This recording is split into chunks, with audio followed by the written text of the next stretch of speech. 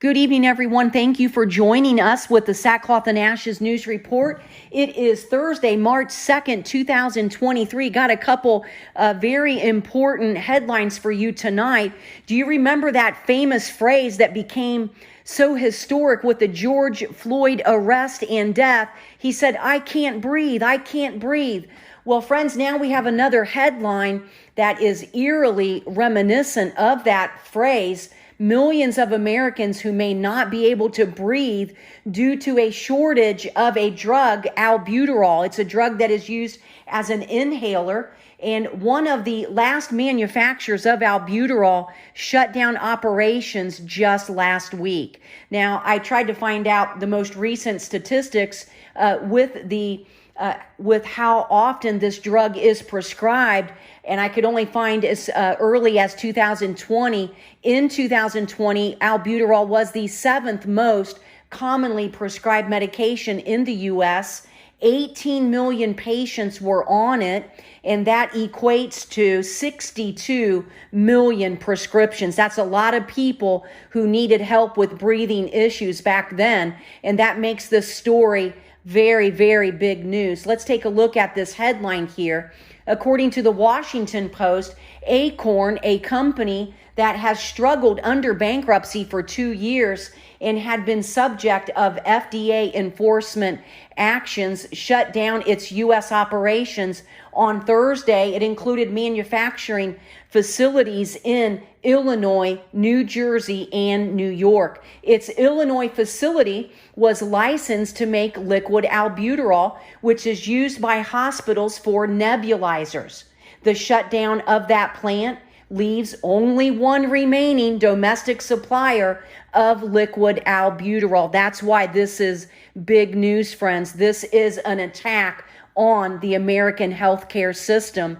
Supply chain analyst and executives said another pharmacy supplier is racing to build a second supply. I really hope that is true. I hope they're just not trying to placate us. This is an attack on the Americans' way of life, friends. Albuterol, how does it work? It actually, asthmatics take this medication, people with chronic obstructive lung disease. What they do is they inhale it and it relaxes the smooth muscles of their airways. And they often take it every 4 to 6 hours for asthma symptoms. Now, here in the USA, they call it a rescue inhaler. In the UK, they call it a relief inhaler. Now, according to Axios News, albuterol was in heavy use for RSV and COVID-19 and has been on the national medication shortage list for many months. And without action by the FDA, a quick replacement is unlikely to materialize in the near future. The FDA is reviewing how Acorn's closure will impact the nationwide supply of all the pharmaceuticals they were producing. Now, the FDA could clarify if a new supplier could purchase the technology from Acorn's plant or needs to submit an abbreviated new drug application, a process that could take months. I really pray that the Lord will raise up someone to take over in the USA the manufacturing of this drug.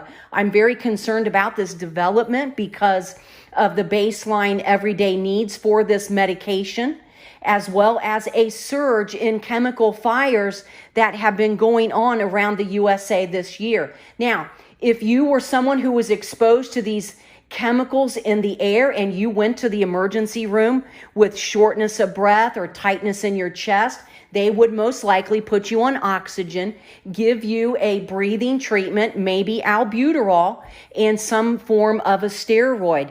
Again, friends, 62 million prescriptions for albuterol were written in 2020. And many chronic respiratory patients rely on this medication daily.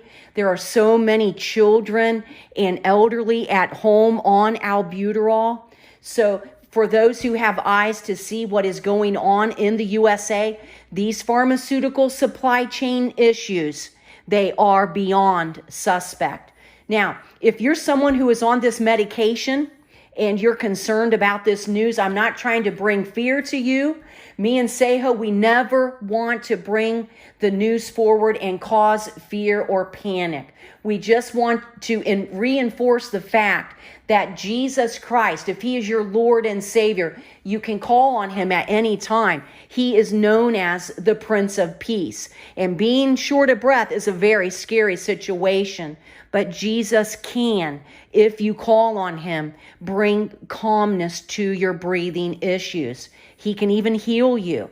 So go to him for all of your medical needs first. Learn to trust in him, and he will guide your medical care. He will lead you to the right doctors as well. And I praise the Lord for anyone who is a Christian physician out there doing the work of the Lord. Now, don't forget, at your next pulmonologist appointment, be sure to discuss this drug shortage and what measures your doctor may have you to take. They actually may bring up the topic with you when you get there. Now, I want to go on to another story. This one is crazy story, friends. It sounds like something out of a horror movie. The FDA on Tuesday, it said it will restrict imports of an animal sedative that's infiltrating the opioid supply and making the effects of fentanyl and actually even heroin even deadlier. This drug is the zombie drug. It's called xylazine, or it's also known as tranq. And this drug pushers are out there trying to make some money. They're cutting heroin, cocaine, different drugs, fentanyl. They're cutting it with xylazine, and it's causing blackouts, dangerously low blood pressure levels and heart rates, and very disturbing, severe skin rotting wounds in users that can actually lead to amputation if untreated. Now, since it's not an opioid, the sedative resists the common overdose reversal medications such as Narcan or naloxone. So if someone finds someone finds someone overdosed from xylazine, when the 911 gets there and they try to give you Narcan, it will not reverse your respiratory suppression. Now, xylazine has been found in at least 36 states plus Washington, D.C., and is yet another hurdle in the public health response to our very overwhelming overdose epidemic. It can be difficult to track, and advocates have seen the open wounds can delay people from receiving addiction treatment because you can't go into an addiction program with untreated wounds or lesions. Now, the FDA will halt and review any xylazine shipments to ensure that they're headed toward the right places, state licensed pharmacies, agency approved manufacturing facilities, veterinarians. Did you know veterinarians actually use xylazine to sedate large animals like horses and deer? Well, we have two very concerning pharmaceutical stories in the news today. I want to remind everyone that our responsibility as believers in Jesus is to place our full trust in him, not in man. Jesus is always our starting place. So he's going to guide us in what he wants us to do with our health care. I mean, he has given us here in the USA some of the best doctors in the world. I thank God for all of, especially the Christian doctors. But friends, don't lose hope or allow the enemy to steal your peace when certain sectors of our society begin to crumble. Jesus is the Prince of Peace for a reason, and he has already overcome death and the grave. So let's really focus on him as we see these alarming news headlines. And we do pray that you all have a very blessed evening. We'll talk to you again real soon. Good night.